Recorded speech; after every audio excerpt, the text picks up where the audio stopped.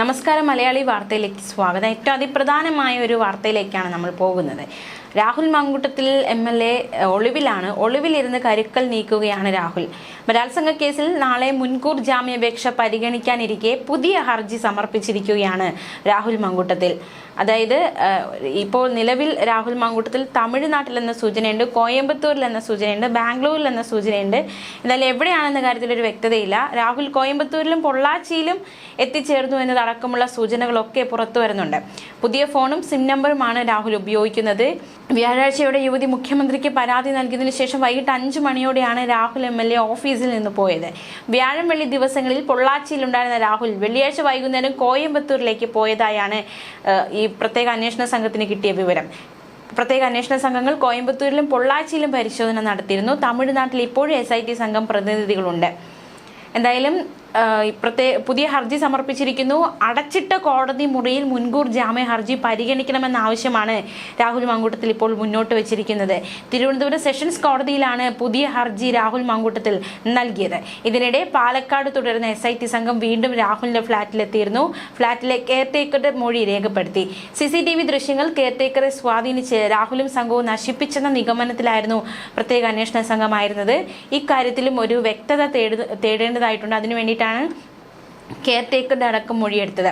കഴിഞ്ഞ വ്യാഴാഴ്ച വൈകിട്ട് 4:30 ഫ്ളാറ്റിൽ നിന്ന് ജോലി കഴിഞ്ഞ് വീട്ടിലേക്ക് പോയെന്നും രാഹുൽ വ്യാഴാഴ്ച വൈകിട്ട് ഫ്ളാറ്റിലെത്തിയതിനെ കുറിച്ച് അറിയില്ലെന്നുമാണ് കെയർടേക്കർ മൊഴി നൽകിയത്. CCTV സംവിധാനത്തിൽ യാതൊരു ഇടപെടലും നടത്തിയിട്ടില്ലെന്നും കെയർടേക്കറുടെ മൊഴി. BNS 366 വകുപ്പ് പ്രകാരമാണ് രാഹുൽ ഹർജി നൽകിയത്. കോടതിക്ക് നടപടികൾ റിപ്പോർട്ട് ചെയ്യുന്നതിന് പൂർണ്ണ വിലക്ക് ഏർപ്പെടുത്താൻ ഈ വകുപ്പ് പ്രകാരം സാധിക്കും. വാർത്ത കൊടുക്കുന്നതിന് കോടതിയുടെ മുൻകൂർ അനുമതി ആവശ്യപ്പെടാം. ബലാത്സംഗ കേസുകളിൽ കോടതിക്കെതിരെ ഇളവ് വരുത്താനും സാധിക്കും. പ്രതിയുടെയോ ഇരയുടെയോ പേര് ഒഴിവാക്കി വാർത്ത കൊടുക്കാൻ കോടതിക്ക് അനുവാദം നൽകാൻ സാധിക്കും. എന്നാൽ ഹർജിയിൽ ഇക്കാര്യങ്ങൾ അഭിഭാഷകൻ പ്രത്യേകമായി ഉന്നയിച്ചിട്ടില്ല. ഈ വകുപ്പ് പ്രകാരം ഹർജി കേൾക്കണമെന്ന് മാത്രമാണ് ഹർജിയിൽ ഉന്നയിച്ചിരിക്കുന്ന ആവശ്യം. അതേസമയം അടച്ചിട്ട കോടതിയിൽ കേസ് പരിഗണിക്കണമെന്ന് പ്രോസിക്യൂഷനും ആവശ്യപ്പെട്ടിരിക്കുകയാണ്. അതേസമയം ഈ കേസുമായി ബന്ധപ്പെട്ട് രാഹുൽ ഒളിവിൽ പോയത് അല്ലെങ്കിൽ രാഹുൽ സഞ്ചരിച്ച ഒരു ചുവന്ന പോളോ കാർ അത് ആരുടേതാണ് എന്ന കാര്യത്തിൽ ഒരു വ്യക്തതയില്ല. ചുവന്ന പോളോ കാർ 2 ആഴ്ചയെ ഫ്ളാറ്റിലുണ്ടായിരുന്നു. വ്യാഴാഴ്ചയ്ക്ക് ശേഷം കാർ ഫ്ളാറ്റിൽ വന്നിട്ടില്ല. 3 കാറും MLA മാറി മാറി ഉപയോഗിച്ചിരുന്നുവെന്നും കെയർടേക്കറുടെ മൊഴിയിലുണ്ട്. അതേസമയം ബലാത്സംഗ കേസിൽ മുൻകൂർ ജാമ്യാപേക്ഷ പരിഗണിക്കുകയാണ് നാളെ. രാഹുൽ മാങ്കൂട്ടത്തിന് ജാമ്യം കിട്ടുമോ അതോ മറ്റെന്തെങ്കിലും നാടകീയമായ നീക്കങ്ങൾ ഉണ്ടാകുമോ? ആകാംക്ഷ നിറഞ്ഞ മണിക്കൂറുകളാണ്. എന്തായാലും അതിനിടയിൽ പുതിയ ഹർജിയുമായി രാഹുൽ എത്തിയിട്ടുണ്ട്. ഇപ്പോൾ ഏറ്റവും കൂടുതൽ ചർച്ച നടക്കുന്നത് ചുവന്ന കാറിനെ ചുറ്റിപ്പറ്റിയാണ്. ഈ കാർ ഒരു നടിയുടേതാണ് എന്നാണ് പോലീസിന്റെ നിലവിലെ നിഗമനം. ഈ നടിയെയും പോലീസ് ഉടൻ ചോദ്യം ചെയ്യും എന്ന സൂചനകൾ പുറത്തു വരുന്നുണ്ട്. രാഹുലിനെ മനഃപൂർവ്വം രക്ഷപ്പെടാൻ സഹായിച്ചെന്ന് തെളിഞ്ഞാൽ നടിയെ കേസിൽ പ്രതി ചേർക്കാനുള്ള സാധ്യതയുണ്ട്. ഒളിവിൽ പോയ രാഹുലുമായി ബന്ധപ്പെട്ട കൂടുതൽ വിവരങ്ങൾ അറിയുന്നതിനായി അദ്ദേഹത്തിന്റെ ഡ്രൈവർ ആൽവിനെ പാലക്കാട് ഫ്ളാറ്റിൽ നിന്ന് അന്വേഷണ സംഘം കസ്റ്റഡിയിലെടുത്തു. ഫ്ളാറ്റിന്റെ കെയർടേക്കർ അടക്കമുള്ളവരെ വീണ്ടും ചോദ്യം ചെയ്യും. എന്തായാലും മുൻകൂർ ജാമ്യാപേക്ഷ പരിഗണിക്കുന്നതിന് മുൻപ് തന്നെ രാഹുലിനെ പിടികൂടണം എന്ന തീവ്രമായ ശ്രമത്തിലാണ് പോലീസ് ആയിരിക്കുന്നത്. പോലീസിന്റെ ശ്രമം വിജയിക്കുമോ പരാജയപ്പെടുമോ എന്ന വലിയ ചോദ്യം ബാക്കി നിൽക്കുകയാണ്. അതിനിടെ രാഹുൽ മാങ്കൂട്ടത്തിൽ MLA യുവതിയെ ഗർഭചിത്രത്തിൽ നിർബന്ധിച്ചെന്ന് ഉറപ്പിച്ചു പോലീസ്. ആശുപത്രി രേഖകളും ഫോൺ സംഭാഷണവും അടക്കം ഒട്ടേറെ തെളിവുകളുണ്ടെന്നും അന്വേഷണ സംഘം വ്യക്തമാക്കി. ഇക്കാര്യങ്ങൾ ചൂണ്ടിക്കാട്ടി രാഹുലിന്റെ മുൻകൂർ ജാമ്യത്തെ എതിർത്ത് കോടതിയിൽ റിപ്പോർട്ട് നൽകാൻ ഒരുങ്ങുകയാണ്.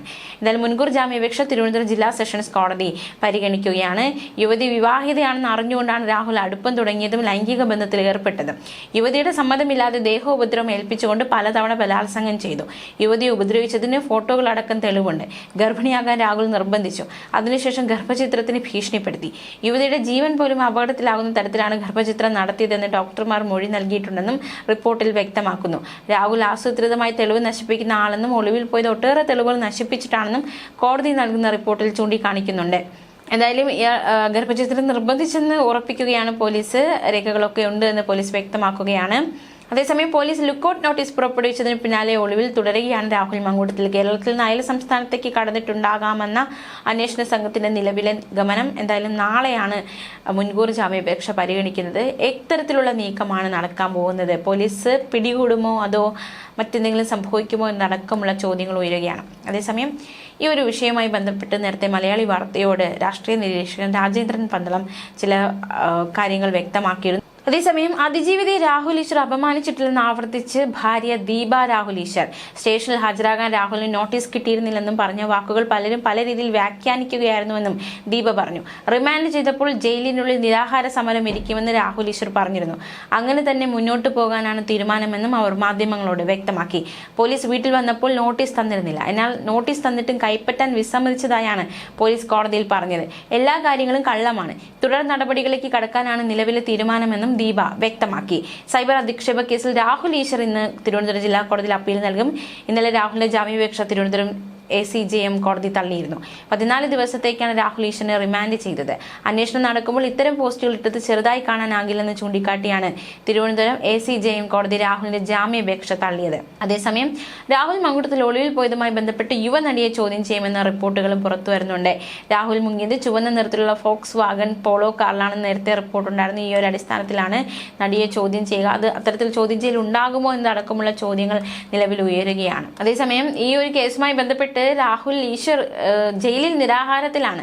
ഇന്നലെ വൈകിട്ട് 6:30 തിരുവനന്തപുരം ജില്ലാ ജയിലിലെത്തിയ രാഹുൽ രാത്രിയിൽ ഭക്ഷണം കഴിക്കാൻ കൂട്ടാക്കിയില്ല. നിരാഹാര സമരത്തിലാണെന്ന് ജയിൽ ഉദ്യോഗസ്ഥരെ അറിയിച്ചു. കുടിക്കാൻ വെള്ളം വേണമെന്ന് മാത്രമാണ് ആവശ്യപ്പെട്ടത്. തനിക്കെതിരെ എടുത്തത് കള്ളക്കേസ് എന്നാരോപിച്ചാണ് നിരാഹാരം തുടരുന്നത്. അതിനിടെ കേസിലെ മറ്റു പ്രതികളായ സന്ദീപ് വാര്യർ ഉൾപ്പെടെയുള്ളവരെ കസ്റ്റഡിയിലെടുക്കാനുള്ള ശ്രമത്തിലാണ് അന്വേഷണ സംഘം. സന്ദീപ് വാര്യർ മുൻകൂർ ജാമ്യാപേക്ഷ തിരുവനന്തപുരം ജില്ലാ സെഷൻസ് കോടതിയിൽ നൽകിയിട്ടുണ്ട്. രാഹുൽ ഈശ്വറിനെതിരെ കള്ളക്കേസെന്ന് ഭാര്യ ദീപയും പ്രതികരിച്ചു. അറസ്റ്റ് ആദ്യം നടക്കട്ടെ, പിന്നീട് കുറ്റം കണ്ടുപിടിക്കുക എന്ന നിലപാടാണ് രാഹുലിന്റെ കാര്യത്തിലെന്നും ദീപ ആരോപിച്ചു. കസ്റ്റഡിയിലെടുത്തത് നോട്ടീസ് പോലും നൽകാതെയാണെന്നും ജാമ്യം നിഷേധിച്ചതാകാം നിരാഹാരത്തിന് കാരണമെന്നും അതിജീവിത കള്ളം പറയുന്നെന്നും ദീപ കൂട്ടിച്ചേർത്തു. പോലീസിന്റെ വാദം പച്ചക്കള്ളമെന്ന് പറഞ്ഞ ദീപ അതിജീവിത ഇരയെന്നൊക്കെ പറയുന്നത് പോലും ശരിയല്ലെന്നും കൂട്ടിച്ചേർത്തു. എല്ലാവരും ഇരയെന്നാണ് പറയുന്നത്. 2 വ്യക്തികളാണുള്ളത്. രണ്ടുപേരുടെ ഭാഗത്തും ശരിയും തെറ്റും ഉണ്ടാകും. അപ്പോൾ ഒരാൾ മാത്രം എങ്ങനെ തെറ്റാകും? അതിനെതിരെ സംസാരിച്ച ഒരാൾക്ക് ജാമ്യം പോലും നിഷേധിക്കുന്നതിനുള്ള എതിർപ്പിന്റെ ഭാഗമായാണ് നിരാഹാരം കിടക്കുന്നതെന്നായിരുന്നു രാഹുൽ ഈശ്വറിന്റെ ഭാര്യ ദീപ പ്രതികരിച്ചത്. ന്യൂസ് ഡെസ്ക് മലയാളി വാർത്ത.